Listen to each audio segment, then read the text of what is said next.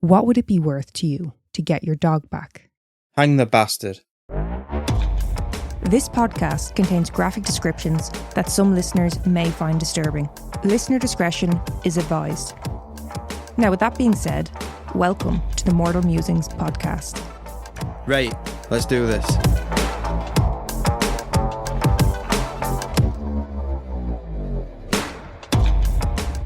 I've had enough of this heat. It's too hot. Yeah, it's doing me fucking nothing. I can't sleep. I can't sit comfortably. I went to the shop this morning just to get a loaf of bread. Fucked. Walking back. Yeah, I heard another podcaster describe their studio as uninhabitable because of the heat. Yeah, and this was an American. Yeah. He'll have got aircon. You'd think. And then there's us. sat in a sauna. Fucking furnace. Yeah. This is ridiculous. It is so difficult to record. It is. Do you know what? Do you know it's in the middle of winter and you're like, oh, it's fucking freezing, can't wait for summer. There's no point even saying that because you're just going to say you wish it was winter in the middle of summer. Well, I did say to you last week, if I complain about it pissing it down or the weather's cold, I said if I'm complaining about that, punch me in the mouth. Yeah, I'd rather have to sit there with a hot water bottle, a nice hot chocolate or a nice mug of tea, fluffy socks on, trying to warm up than trying to get your body temperature down. That's a different kettle of fish. But last winter, I was sat with a hot water bottle on my lap while we were recording. By the time we'd finished recording, my legs were bright red. I'd burnt my fucking legs. I always do that. Yeah. I'm really bad for just, destroying my skin with hot water bottles. Because I like the heat. You always have the cover on it, don't you? Yeah. Whereas I rip the cover off and have this just, ridiculously hot rubber pressed against my skin. Asbestos fucking skin all there. Yeah, I should be careful with that. You can really fuck up your skin. Yeah. Yeah. But yeah, no, fuck this. This is just ridiculous. And you're not doing well with the bugs either, are you? No.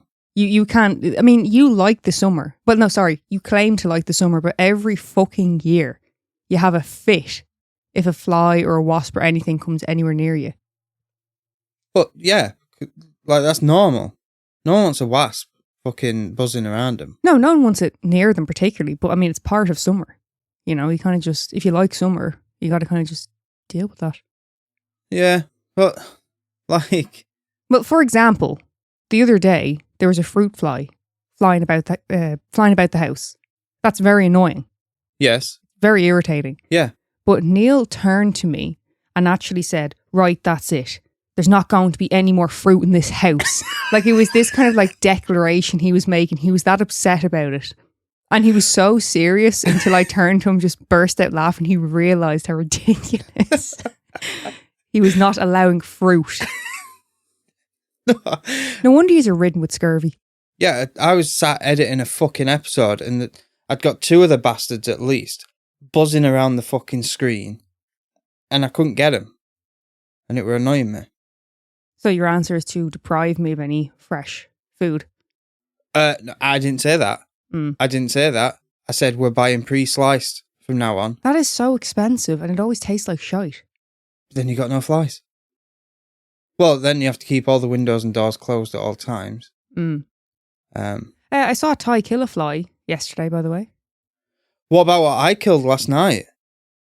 I don't know what that was. Yeah. So I went to a bog and, I shouted Megan over and I went, what the fuck is this? It was flying around and it's just landed on a picture frame. Generally speaking, in our household, Neil takes care of spiders. I take care of mice and insects.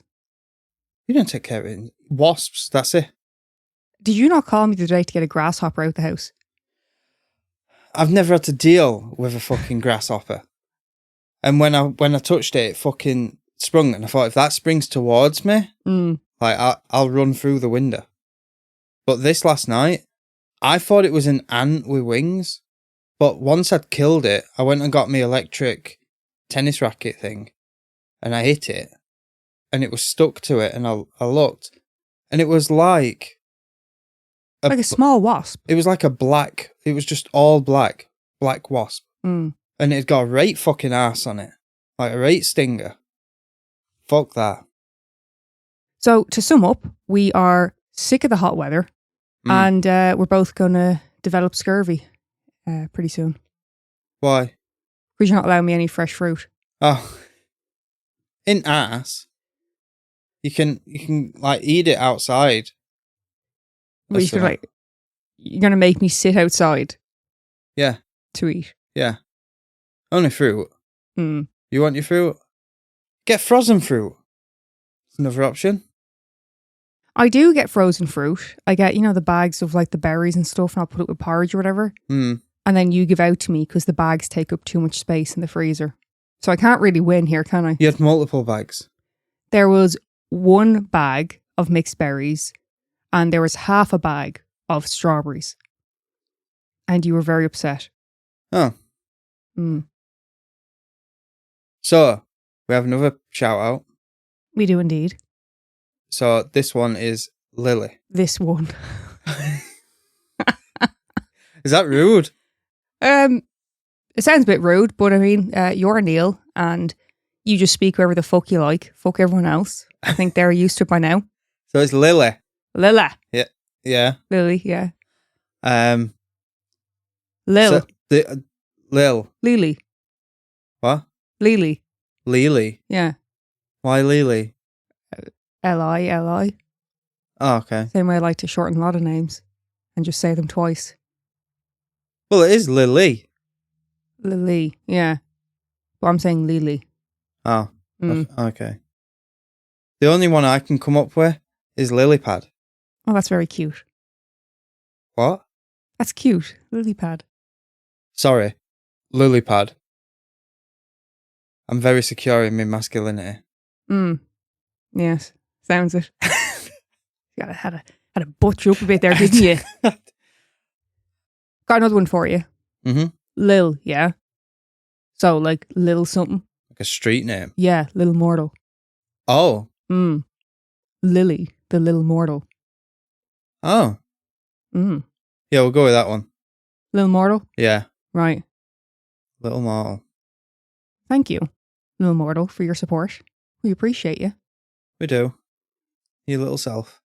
Hi, I'm Darren Marlar, host of the Weird Darkness podcast. I want to talk about the most important tool in my podcast belt. Spreaker is the all-in-one platform that makes it easy to record, host, and distribute your show everywhere, from Apple Podcasts to Spotify. But the real game changer for me was Spreaker's monetization. Spreaker offers dynamic ad insertion. That means you can automatically insert ads into your episodes. No editing required. And with Spreaker's programmatic ads, they'll bring the ads to you, and you get paid for every download. This turned my podcasting hobby into a full-time career. Spreaker also has a premium subscription model where your most dedicated listeners can pay for bonus content or early access, adding another revenue stream to what you're already doing. And the best part, Spreaker grows with you. Whether you're just starting out or running a full-blown podcast network, Spreaker's powerful tools scale effortlessly as your show grows. So if you're ready to podcast like a pro and get paid while doing it, check out Spreaker.com. That's Spreaker.com. Right. What do you have for us today? Today we're going to be talking about the death of Christina Treacy. Okay. Christina Chrissie Treacy was 76 years of age and lived on her farm in Portumna, County Galway. I love it in Galway. You do, don't you? It's very nice. For anyone in the UK, if you're wanting to go to Ireland, if you enjoy places like York, Galway, the old cobblestone streets and that. It's just a lot more relaxed in Galway compared to, say, Dublin. Yeah. Completely different environment. And that's where they do them rings, innit? Yeah, I did actually look about getting us the rings from that store, but they're a bit too expensive. A bit too rich for our blood. What, 50 quid? No, they did have like plain silver ones, but it wasn't really the kind that you'd like. So to get one more the style you'd want. For my masculinity. For your fragile masculinity, yes. We'd have to spend out quite a bit. And I don't think the budget will stretch that just yet. Christina was described as a very kind, quiet, inoffensive person. She was said to have a wonderful Irish sense of humour and a love of animals. Quote, by all accounts, a terrific lady, ahead of her time on farming knowledge and expertise, and a boss in a house of men. A sociable woman who lived life to the fullest and enjoyed having a chat with her neighbours. Most likely over a cup of tea and a few biscuits, with her beloved Jack Russell Bradley laying nearby in one of his usual spots, of either underneath the range in her kitchen or sat on his cushion on the sofa. Now, Bradley was like a child to Christina, and every time she would leave her home, she would say to him, bye Bradley, mind the house. What does that sound like? Myself? Yes. Well, I was actually about to say that. A love of dogs, like a kid to her. I've got that in common with Christina. Tea and biscuits. Well, yes, but something you have in common with Christina, Neil. Say if you were to stop by for a cup of tea and you brought Christina a pack of own brand biscuits, say from Aldi, she'd have to make a comment. A bit of a snob like yourself, Neil, when it comes to the brands. She would often refer to, like, say, Aldi brand biscuits as mouldy biscuits. I get that. She would still eat them now. You can but you'd have to give her a choice. You can buy them and they're already soft.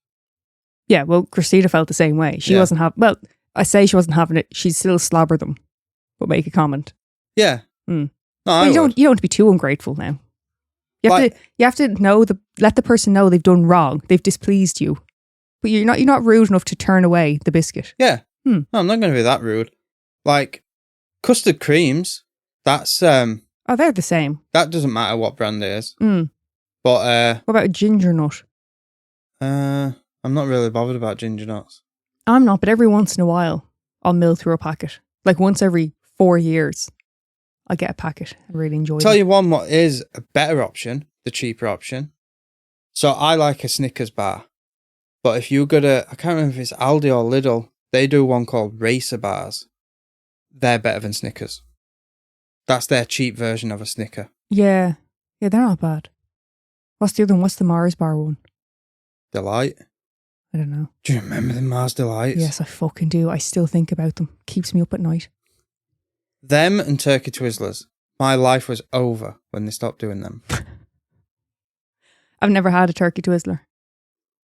The Brits are gonna fucking come in and comment. I don't even know if they were a thing over here. I don't remember them if they were. They didn't taste the turkey. Yeah, they look pretty diabolical. I don't think they were even that good. I think it's just you are so angry that they were taken away from you. No. Oh. It was heaven twisted up. Christina, along with her brothers, farmed land of 140 acres at Derryhiney, and she also owned another farm near Kiltormere. But after the death of Willie Treacy, Christina's brother, in 2009, his land was split between Christina and the children of their sister Maureen, who had already passed away. Between the siblings, they agreed that Michael Scott, Christina's nephew, would take joint ownership alongside Christina. In the weeks leading up to the death of Willie Treacy, it was reported that her nephew Michael, quote, took efforts to frustrate efforts in regards to Willie attending his solicitor to finalise his will. It's a bit sus. I think there's always one like that in a family. No, there fucking shouldn't be though, should there? No, there shouldn't. But there's always one who's waiting for people to die to see what they can get. Vultures. After the deaths of Christina's brothers, Michael not only took over ownership of half the land at Derryhiney, but Christina would also lease the other half to him, as well as the land at Kiltormere. And he would pay her €6,000 a year for the land. That's it? Yeah. Bit low, isn't it? Bit low? Well, moving forward to early 2017, the land went up for auction, and Michael did not bid to continue his lease of the land. As a new tenant took over the land in Kiltormere, they ran into a few issues. There was damage which had been caused to fencing, gates left open, and cattle being let out. It was thought that Michael did this in an attempt to interfere with the letting of the land and to intimidate potential tenants, but he denied any involvement. By Christmas time of 2017, Christina had been in contact with her solicitor. She made an application to split the land at Derryhiney. According to Christina's friend, Regina Donoghue, Michael had been attempting to draw up leases on his own terms to rent the land belonging to Christina. He wanted to continue with his previous arrangement and pay $6,000 for the year under a 6-year contract. But according to Christina's solicitor, the value of the land was placed at $13,000, Quite a jump from the 6,000 that Michael had wanted it for. Yeah. Even 13 sounds fucking like a small amount. I don't fucking know, but yeah, to me, it didn't sound a lot. But then again, you do get people saying, don't buy a house, buy a patch of land and then build on it. Yeah. They say it's cheaper. I mean, regardless of the true value, it seems Michael is a bit of a chancer. Things take a bit of a turn on the 23rd of February, 2018. Christina's beloved Jack Russell Bradley disappears. She was devastated. Like we previously mentioned, Bradley was like a child to Christina. She was so distraught from the loss of her dog that she had to be put on medication to deal with the stress and anxiety. Even the priest at Mass included a prayer for Bradley's safe return. Bet that worked. It's a bit fucking strong, innit? Medicating her because her dogs ran off. Well, she was already dealing with quite a bit of stress to do with the land. Yeah. And, you know, this dog was her baby. She was an elderly woman. You know, I think it was just a bit too much for her to take. The thing is, though, Bradley can't have just run away or even been taken by someone passing by the farm. Christina always left Bradley inside the house with the doors locked, and he was never left out to roam the grounds. Christina believed that Michael was the cause of her dog's disappearance or death. A few days after the disappearance of Bradley, Christina confided in her friend Regina that Michael had asked her, quote, "What would it be worth to you to get your dog back?" Hang the bastard. So it's him. I mean, it does seem that way, doesn't it? String him up. Previous to the disappearance of Bradley, Christina had told agricultural consultant Declan McHugh that she had feared for her life and for her dog. During all of the disputes relating to the land, it was said that Michael had subjected Christina to, quote, verbal abuse and mental torture. Both the HSE and the Gardaí had been notified about concerns regarding Christina's welfare due to her poor relationship with Michael. HSE officials warned him to stop putting financial pressure on Christina. Her solicitor requested that he cease threatening her, and the Garda had been called, but Christina did not wish to make a formal complaint. So where she went wrong? She should have kicked off a fuss? Unfortunately, yeah. Even if you feel like it's not going to do anything immediately or you don't have enough evidence, always go and report it. Have that fucking paper trail there. Yeah, exactly. A carer named Katrina said that she'd arrived to see Christina one of the days, and she heard Michael shouting and banging on the table, but as soon as he saw her, he left. Another carer named Susan, she asked that she not have to work in that environment as she found it to be very draining. She stated that she'd started to notice rubbish piling up in the yard. Michael would usually remove it, but had since stopped. There was also another incident where the oil to her home had been turned off during severe weather conditions. Now, when the heating had been turned off, I actually checked the dates. This was during the Beast from the East snowstorm. Oh, shit. Imagine doing that. I mean, imagine doing that to anyone, but a 76-year-old woman. Yeah. Well, no. Couldn't imagine doing... Yeah, I couldn't imagine doing it. I get what you mean. Susan had also said that she had tried to get Christina up and moving, you know, going for walks outside of her home. But Christina didn't want to even leave the house in case she ran into Michael. Another person said that they had witnessed Michael become enraged and warned that, quote, "this will end badly," in reference to the dispute with Christina. Threatening an old biddy. Well, I mean, I would take "this will end badly" as a threat. Yeah. But that's just me. Yeah. Given her concerns, Christina decided to change the locks and install an alarm system with cameras. On the 27th of April, 2018, Christina was said to have been in good form and was sat in her kitchen listening to music on the radio. She was going to be going out shopping that day with her friend Regina and was looking forward to getting out of the house for a while. But when Regina arrives at Christina's home, she made a horrifying discovery.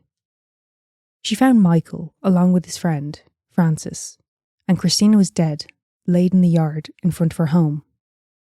Flesh had been, quote, ripped completely from her left forearm and strewn onto the yard in front of her hand. The fuck? What animals do they have on this farm? Her internal organs and pelvis had been crushed. There was tire marks on her trousers and blood on her legs and face. Regina immediately lunged at Michael, but Francis held her back. So, what exactly happened that day? I'm hoping you're going to fucking spill the beans. Well, Michael was on the land that day working, and he was operating a teleporter. And if you're unaware, as I was, a teleporter is a piece of machinery used for lifting and placing large heavy loads of weight. Kind of like a forklift, but on a larger scale for use in farming or construction. Yeah, it's like a tractor with forklift arms. Yeah, basically. Basically exactly what it looks like, actually. It's a tractor, and it's got forklift arms. Well, it was a big one, I think. Just a big one arm from what I saw, I think. See that? Like a trunk. She was basically just mimicking an elephant's fucking trunk at me then. Just to give listeners a visual. Yeah. Now, I'm not sure what model they had on their farm.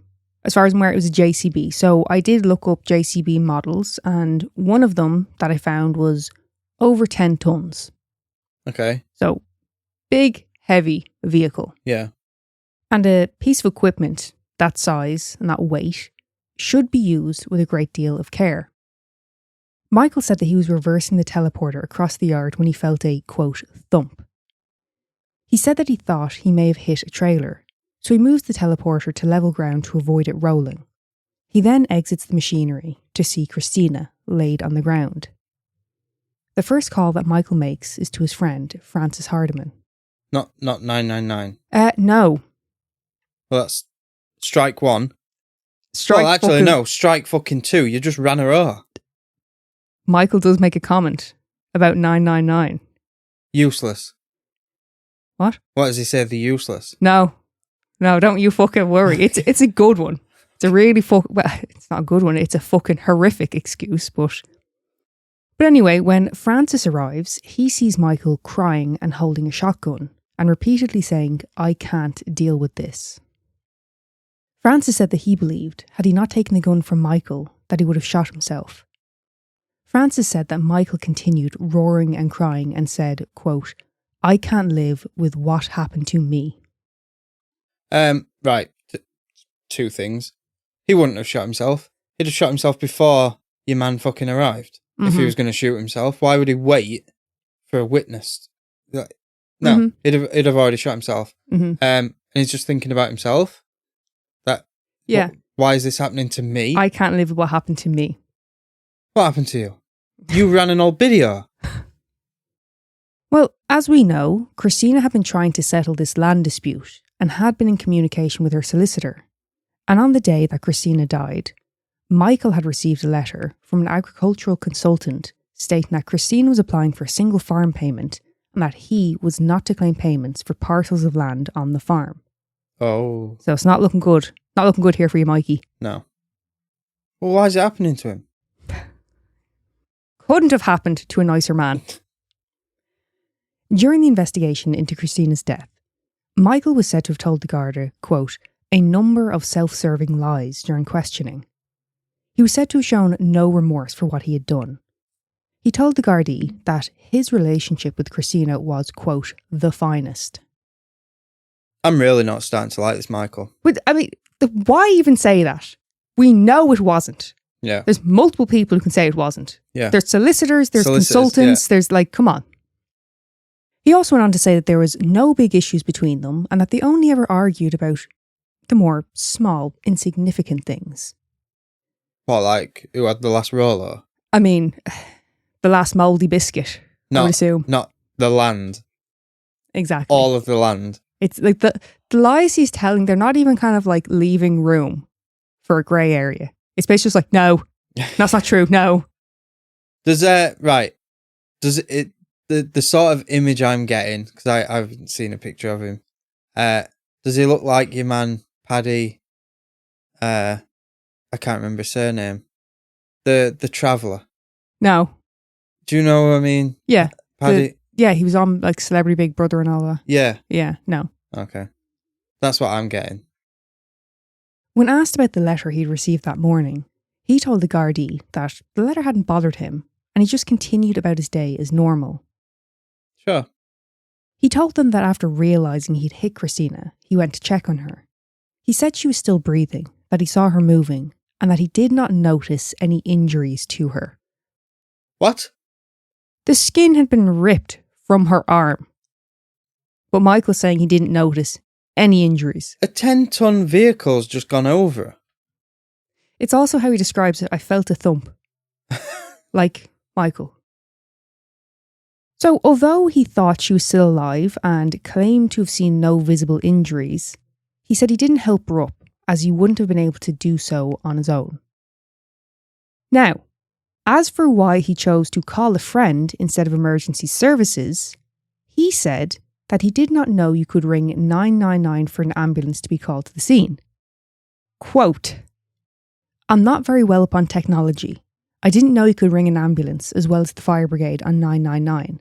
I thought you would have to ring the hospital in Ballinasloe, and I had no number for a doctor." But this is 2018. Yeah. Yeah. Not 1918. Yeah. And Michael's in his early 50s, like. The early 50s? Michael's in his 50s. Like, Yeah. He's not an old fella. Do you know what I mean? Fucking simple by the sounds of it. I'm not saying because you were in, say, your 70s that you wouldn't know to ring 999 for fuck's sake. But it's not a fair enough justification. I'm sorry, right. If I was a guard on scene and I was fucking getting his statement, if he said that, I just got fuck off. Get the cuffs on him. It's fucking nah. Shoot, where's that shotgun? So, given the magnitude of bollocksology that was spewing from Michael's mouth, I don't think it's going to come as any surprise that he was put on trial for the murder of Christina. Michael pleaded not guilty, and he was granted bail and was not held in custody during the trial. The prosecution believed that Michael had intentionally hit Christina because of their dispute over the land. Quote, "A deliberate act of murder out of a sense of entitlement and for revenge." Definitely. I mean, I'm leaning that way, yeah. Leaning? I fell. I fell ass or tit. At this point, it feels blatantly obvious. No? Yes. Yeah. Hi, I'm Darren Marlar, host of the Weird Darkness podcast. I want to talk about the most important tool in my podcast belt. Spreaker is the all-in-one platform that makes it easy to record, host, and distribute your show everywhere, from Apple Podcasts to Spotify. But the real game changer for me was Spreaker's monetization. Spreaker offers dynamic ad insertion. That means you can automatically insert ads into your episodes. No editing required. And with Spreaker's programmatic ads, they'll bring the ads to you, and you get paid for every download. This turned my podcasting hobby into a full-time career. Spreaker also has a premium subscription model where your most dedicated listeners can pay for bonus content or early access, adding another revenue stream to what you're already doing. And the best part, Spreaker grows with you. Whether you're just starting out or running a full-blown podcast network, Spreaker's powerful tools scale effortlessly as your show grows. So if you're ready to podcast like a pro and get paid while doing it, check out Spreaker.com. That's Spreaker.com. The defence said it was a tragic accident and argued against the prosecution's suggestion that Michael had reason to kill by stating, quote, "It begs the question, why didn't he act sooner?" Do you know what I thought you were going to say? What was she doing standing there?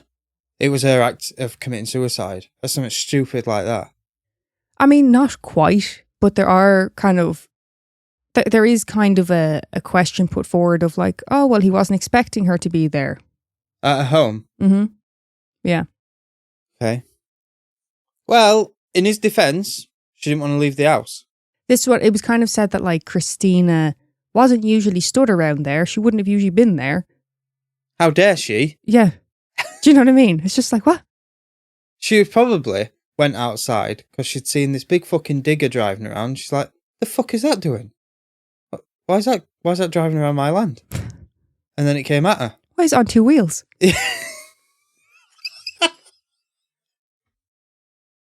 In regards to the injuries that Christina had sustained, and due to the extent of her injuries, it was thought that she'd been hit by the machinery multiple times. Okay? I just kept backing over her. That's what the argument was by police and then obviously the prosecution. But an engineer hired by the defence spoke at the trial. He said that he believed this claim was, quote, particularly unsupported, and that her injuries could have been caused by a simple movement. He said that there was only one clear print which had been left on Christina's trousers.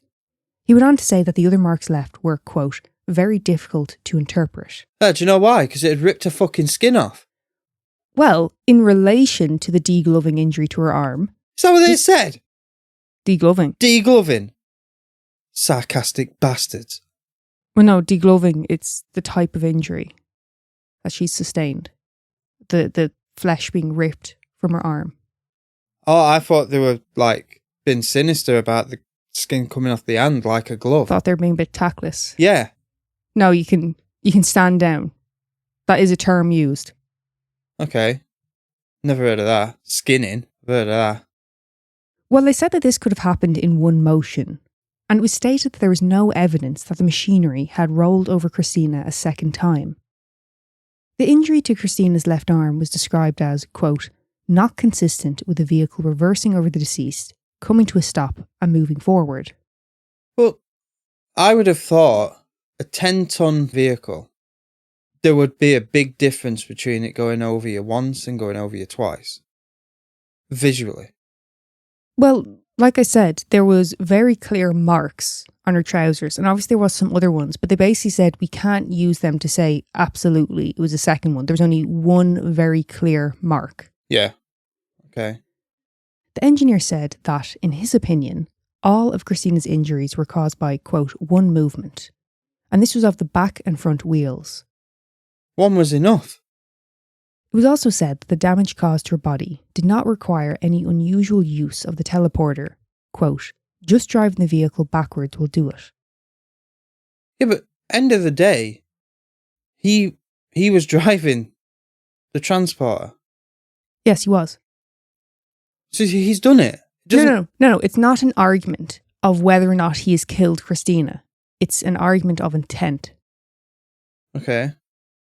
But was she stood in the middle of a field, or was she stood by her ass? She was stood less than 50 metres from her door.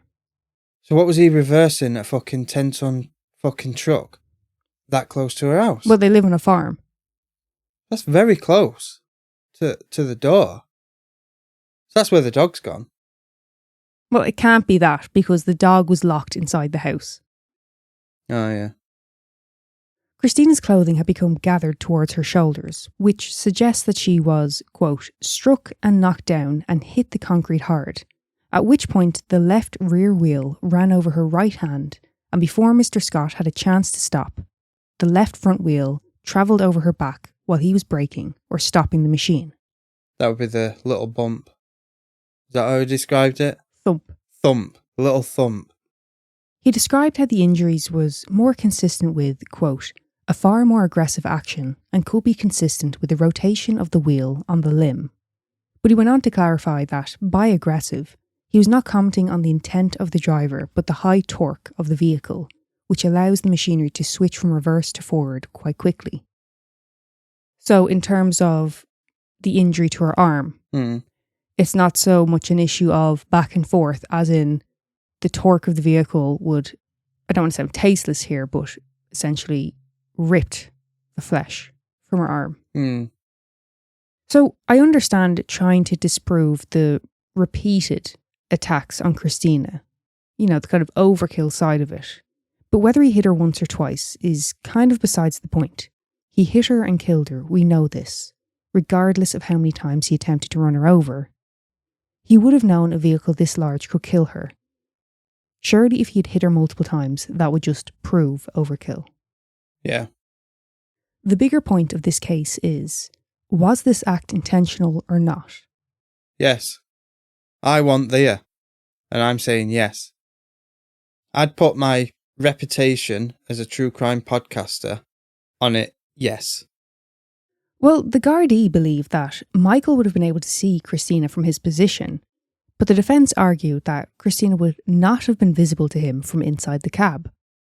When he entered the vehicle, he looked over his right shoulder to reverse, but Christina was to his left and therefore not in his line of sight.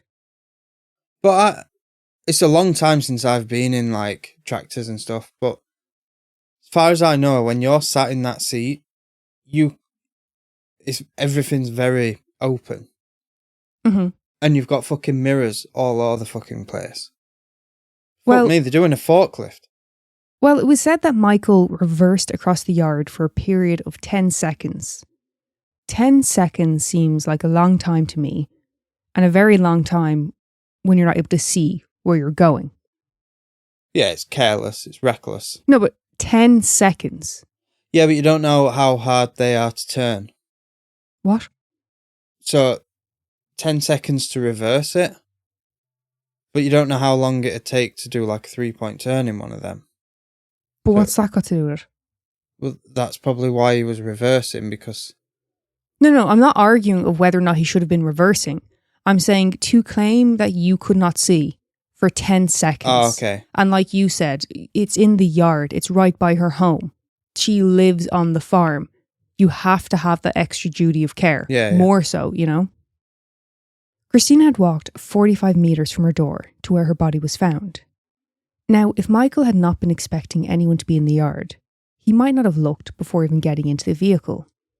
But as it was stated during the trial, when driving a vehicle of this mass, you have an enormous duty of care. Although the Gardaí did carry out tests and every time found that Christina would have been in his sight, it was argued that the tests were not representative of the true situation. Which, I can take their point. To view from the standpoint of a stationary vehicle versus reversing on an uneven ground which is described as rippled and corrugated with many bumps and hollows, quote, a distinct jaunty feel. It is a slightly... Now, I'm not completely buying it, but I think there is a point to argue there. Yeah. Do you know what he could have done as well? You know, to do with checking if it was once or twice or whatever. Now, this is going to sound a bit morbid. Get a dead pig, chuck it on the floor, and run over it, and see what state it's in. And then do it again, and see what state it's in. But they're not arguing that a 10-ton vehicle can't do the damage in one movement. Right. It was more so that they were trying to compare it against the track marks. Okay. But like her organs had already been crushed. The Right. damage was severe from one movement. Yeah, but to prove if he'd done it to prove if he'd done it more than once, Mm-hmm. because then it's deliberate. It's like 100% deliberate. Yeah. That's what I'm getting at. Just But run over again, a would dead it- pig. Get one of them cadaver pigs, see if there's any Yeah. fair ones about. It was also noted that the windows were coated in, quote, field stuff, dust and dirt, and that there was blind spots caused by the sun hitting off the dirt on the back window, causing a glare and obstructing his view. Positioning of the steering wheel was also considered. In the teleporter, the steering wheel is mounted on the left-hand side, and therefore you'd be quicker to turn to your right to check the rear view. Mm. But Michael's vision was also impaired in his right eye, which an optometrist did testify to. Another aspect which seems odd to me is that Christina, whenever she would leave her house, she was always wearing either her jacket or a body warmer, but that day she was wearing neither. She had also left her walking stick in the house, and her alarm pendant did not sound. If he didn't know to ring 999, why didn't he at least sound the alarm on her pendant? Because he thought that was to call a fucking waiter. Did your granny have one of the alarm yokes? Yeah. Is it not usually a bracelet or something? No, she had a cord on wall. But no, but like one of the ones you wear. Oh, no, I don't think she wore. No, she didn't wear one. I think she was supposed to. You know, but she were... Didn't go with the cardigan. I ain't bloody wearing that. Yeah, there were a cord on wall, and she had it tied up as well. It's supposed to be low to the ground, so if she falls over, she can pull it. Mm-hmm. But it was fucking tied up. Well, that's fucking helpful. I think I pulled it as a kid. You know, I got levered for that. what happens? Is it ambulance or is it like a care provider, like a healthcare Ambulance. provider? Oh, okay. I don't actually know. None of my grandparents ever had one there. Oh. Yeah. In terms of forensic evidence, both Michael and Christina's clothes were examined, and there was no blood or clothing fibres found to be exchanged between them, which would indicate that he had made no attempt to help her.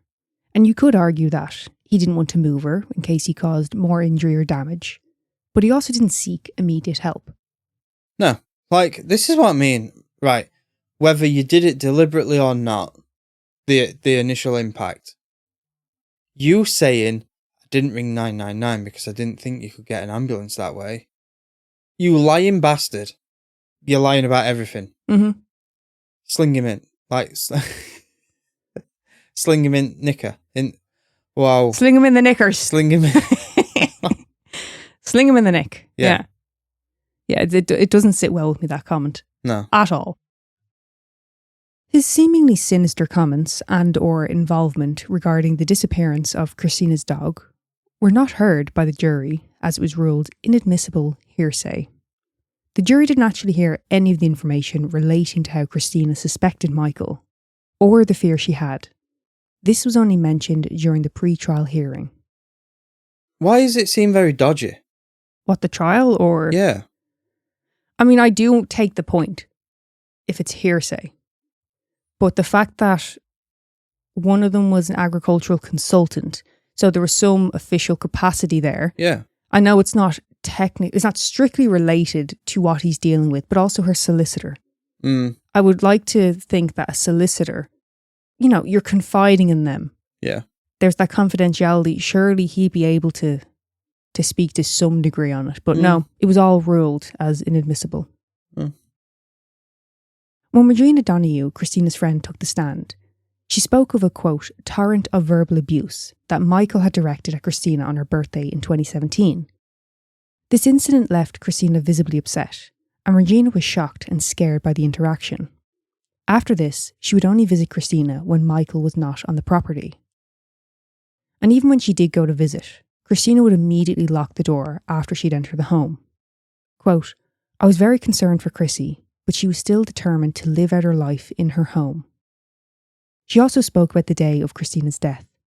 Quote, then I am wondering, what could have happened had I arrived to Chrissy's side before Francis had disarmed Michael?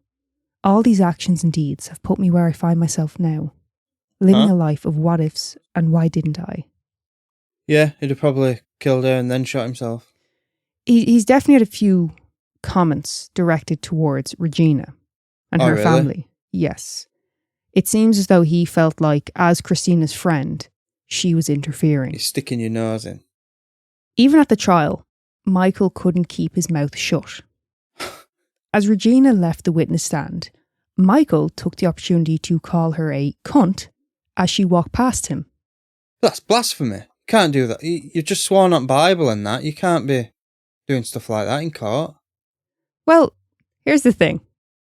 I can imagine that Michael definitely feels a certain way towards Regina. Not only because she's speaking out about his cruel behaviour towards Christina, but also because Christina left her land to Regina. Okay. Thing is, the way he was behaving in the courtroom, wouldn't, like, if you were on a jury and you witnessed that, wouldn't you be like, you know, even if you were very level-headed about everything else what's been said in court, and then you saw that, you'd be like, what's going on there? What was that? Yeah, I think he said it rather quietly. I don't know. I think if I was sat on the jury, he could have whispered it under his breath, and I'd be like, I heard that. Fucking excuse me? Fucking heard that. Say it again. Yeah. In April of 2019, Regina attempted to access the land, but ran into Michael, who, she said, acted aggressively towards her. When she entered Christina's home, she described the house as having been ransacked and some items had been taken. So it appears that, even after her death, there was no respect for Christina or her belongings. Yeah. After Michael's little indiscretion directed towards Regina in the court, his defence described his behaviour as, quote, wholly inappropriate, wrong and shouldn't have happened. They also asked that his bail not be revoked, as it would pose difficulties in providing advice and instructions to Michael. The judge stated, quote, calling anyone a name like that is disgraceful. You should be ashamed of yourself. You are a very foolish man, on bail for a murder charge. I was going to put you in custody because I have a duty to protect witnesses in this court and ensure that they are treated with respect and courtesy. But given the pleas of his defence, the judge decided against Michael being placed in custody but did caution him, quote, "If you do that again, if you look at a witness to intimidate them or treat them with disrespect, you will go into custody regardless of the repercussions." When Regina returned to the stand, the judge apologised to her and said, quote, "I'm sorry you had to experience that. Giving evidence is difficult enough without having to deal with that insult." If I were Regina, I'd be like, that's nothing. What comes out of his fucking mouth? I mean, I could take a fucking guess. Christina's solicitor also spoke at the trial. He said that once Michael had been told to stop with his threatening behaviour, Michael rang the solicitor and hurled abuse at him. Fuck's sake.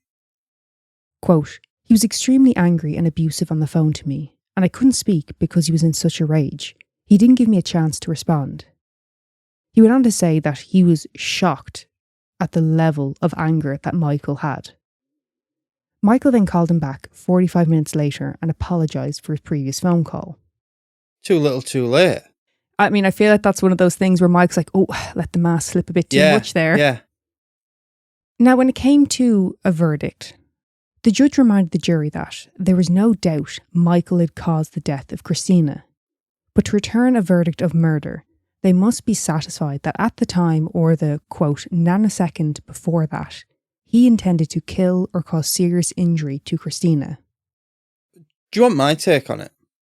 So I'm not 100% he ran her over on purpose, but he left her to die. Mm-hmm. Like, she died because of him. Like, Because of his actions, yeah. He is guilty of her death. So, like, yeah, like I said, I'm not 100% if he ran her over on purpose. He probably did. Mm-hmm. But the delay in everything and, you know, the excuse he didn't know you could get an ambulance by ringing 999, all that is deliberate. So, guilty. Well, the jury took just under 15 hours to return a verdict. Michael was found not guilty of murder, but he was found guilty of manslaughter due to his gross negligence. So what's that in Ireland? 3 years? That's Headline of 8. What? Headline of 8. So he'll do 4. Well, when it came to sentencing, it was taken into consideration that Michael had no previous convictions, and psychological reports stated that Michael had since expressed regret and that he was, quote, not in the highest rank of intelligence. Read to fucking filth. On the 26th of June 2023, Michael was sentenced to 6 years in prison. So he's done 3. Oh, good guess that. No one said he's done 3. It's always split an eighth. The judge said that had Michael thought about it at all, he would have realised the risks of reversing the vehicle across the yard while his view was obstructed. Quote, he didn't think of her at all, an elderly lady, his aunt, living alone. See, I personally think if certain pieces of information hadn't been ruled inadmissible, we'd be looking at a very different outcome. Michael is currently appealing his sentence, which is hilarious given that he was sentenced to only 6 due to mitigating factors. Yeah. And how long's he been inside? He was sentenced in June 23. Okay. I think he'd be best suited to just keep quiet and get on with his time. Yeah. Regina Donahue said of her friend Christina, quote, Chrissie treated me like the daughter she never had, and I looked up to her as if she was my second mother. As female farmers, we had a huge mutual respect for each other, and I will never forget Chrissie for that. She also stated, my dear friend Chrissie may be physically gone, but her memory will live with me for as long as I live. My vision of her and her loving pet Bradley enjoying the peace. The village I call home has been destroyed by the callous greed of one person, Michael Scott. Well, Neil, that is the death of Christina Chrissie Treacy. What do you think? I mean, you kind of let me know along the way, but to sum up, do you have any closing statements? To sum up, he is guilty. Well, is it a case of gross negligence that resulted in tragedy, or do you think there was more sinister intentions? Right. Either way, I class it as murder. So he either ran her over to kill her on purpose, or he didn't know she was there and he hit her. And then he thought, ooh, leave her to die and then I can get this. So, yes, it was sinister. It's murder either way. No, but in the eyes of the court, you can't just... I'm not talking about your opinion of what you think it should be. If you were on the jury... Yeah. I said guilty. You think murder. Yeah. Bear in mind, you don't know about the dog. And you don't know about Christina worrying for her safety. Would you still go with murder? Well, he called Regina a cunt. He did, yeah. Did Bradley ever come back? No. We don't know what happened to Bradley. We don't know if Bradley was killed or... Well, that would be killed. But, I mean, the way I look at it is the cruelty shown to her by Michael, the abusive way he was said to have spoken to her, leaving her home with rubbish building up, turning off the oil to her home, trying to manipulate her for his own gain. It's all absolutely horrific. But let's not forget about his interference with his uncle's will. Do you know, there's not just with Christina, this whole greed around trying to get what he can. And, you know, especially when it involves land and the further profit he can make. But the behaviour leading up to her death that really bothers me, like you've just mentioned, is the disappearance of Bradley. Assuming it was him, he did that not only to manipulate her, but to really hurt her. Yeah, destroy her. And if it is the case that he actually killed the dog, he truly is a nasty little fuck. And foul-mouthed. Well, yes, but aren't we all? I can't really... Not the time and the place, Michael, but... I don't know. Like, I hadn't even heard of this. How have I not heard of this? Well, I didn't hear about it in the news when it first happened. It was only recently when I was looking for a case to cover. What, and with his appeals, it came up? No. You know the way I said to you sometimes, like, there's something will trigger me. I'm like, I wonder, has there been a murder involving this topic or this item or whatever? Yeah. And a tractor went by in the field behind us. Fuck off. And I looked up murders involving tractors. And yeah, that's why we're here today. Listen to this case. Believe it or not. So someone's put it down as murder. Well, he was up for murder. A judge found, a jury found him not guilty. But lads, let us know what you think. I really do think it would have been a very different outcome had the jury heard about her dog, heard about her fears. Yeah. And the rest of it. Hi, I'm Darren Marlar, host of the Weird Darkness podcast. I want to talk about the most important tool in my podcast belt. Spreaker is the all-in-one platform that makes it easy to record, host, and distribute your show everywhere, from Apple Podcasts to Spotify. But the real game changer for me was Spreaker's monetization. Spreaker offers dynamic ad insertion. That means you can automatically insert ads into your episodes. No editing required. And with Spreaker's programmatic ads, they'll bring the ads to you, and you get paid for every download. This turned my podcasting hobby into a full-time career. Spreaker also has a premium subscription model where your most dedicated listeners can pay for bonus content or early access, adding another revenue stream to what you're already doing. And the best part, Spreaker grows with you. Whether you're just starting out or running a full-blown podcast network, Spreaker's powerful tools scale effortlessly as your show grows. So if you're ready to podcast like a pro and get paid while doing it, check out Spreaker.com. That's Spreaker.com. So, Oddity. Oddity. Harlequin Ichthyosis. Harlequin. Harlequin Ichthyosis. Okay. Are you familiar, Neil? I am with the Harlequin part. Oh, so it's people fixated on Harlequin? No, not so much. Oh. Harlequin Ichthyosis is a rare genetic skin disorder which affects newborns. Okay. Well, it's been a while since we've done a rare condition, isn't it? There's a reason for that. Oh, I don't think it's interesting we should know about these things. Well, I'm past newborn stage. Yeah. So I don't have to worry about that. But it's like having a medical encyclopedia. You just open it up and learn something new each day, no? Okay. So Harlequin Ichthyosis was first documented by Reverend Oliver Hart in 1750, and it occurs in roughly 1 in every 300,000 births. A baby born with this condition has thick, hard skin which splits and forms deep cracks. And because of the tension of the skin, it affects the shape of their facial features by pulling on their eyelids and mouths. So it's almost, their eyes and their mouths will kind of almost appear sort of inverted. Oh. As well as the skin on their chests, which can restrict their ability to breathe and eat. Now, anyone who suffers from the likes of eczema or psoriasis can tell you how difficult it can be when the skin barrier is disrupted. It can be incredibly painful and can also put you at risk of infections. So you can imagine the risk of infection is, of course, a very big concern for those with Harlequin Ichthyosis. Yeah, so it's like eczema times 10. Times 1,000. Okay.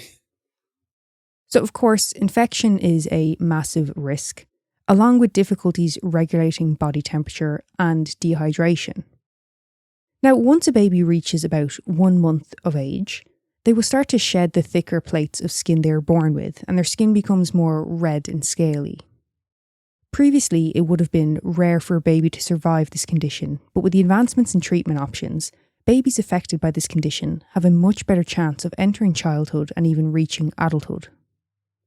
See, you know, with this condition, is it as soon as the baby's born, it's like, it's got it? Yeah, so obviously they can do testing to diagnose the condition, but generally speaking, yes, it's a visual diagnosis. Okay. It's quite clear. One study concluded that 44% of babies born with this condition died, with the most common cause of death being sepsis, respiratory failure, or both. Or infections. Well, sepsis. Or is that infections? Yeah, blood poisoning. Okay. But with early introduction of oral retinoids, there was an increase to an 83% survival rate. Okay. It's going in the right direction. Definitely a better chance of survival, but it is a truly awful condition for a person to have to deal with, and it's lifelong care. Right. You know, you're going to have a dermatologist. You're going to have to go through care. Yeah. All your life. And you also have to remember, it's not just your skin. There's other knock-on effects such as alopecia and limited mobility due to the tension on your skin. Right. But yeah, Harlequin Ichthyosis, an absolute bollocks of a disorder. That's one way to describe it. It is, though. It's fucking brutal. Yeah. And it's what went into my mind, of course, obviously the poor baby. And they can't obviously express and say, I'm in pain, this is happening to me. And then as the parent to watch your child in such discomfort and pain and not be able to do anything to help them. Brutal. You got to feel for parents as well with medical bills. Like, that's going to put a massive strain on them. Mm-hmm. You know, I don't think they'd get that much help if it's somewhere like America. Well, the other thing as well is because it's so rare, I wonder would you have to search for a specialist to care for the condition? Well, you hear about that a lot. Like, you know, for a certain condition, there's a doctor in Switzerland. And then they have to go to Switzerland.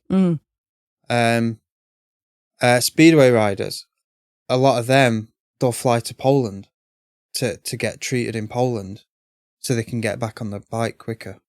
Well, I tell you what, after looking into this condition, you will not hear me complain about my eczema again. Thank you so much for listening. Find us on Patreon, TikTok, Facebook and Instagram. If you have a case suggestion or maybe even your own story, email us at mortalmusingspodcast@gmail.com.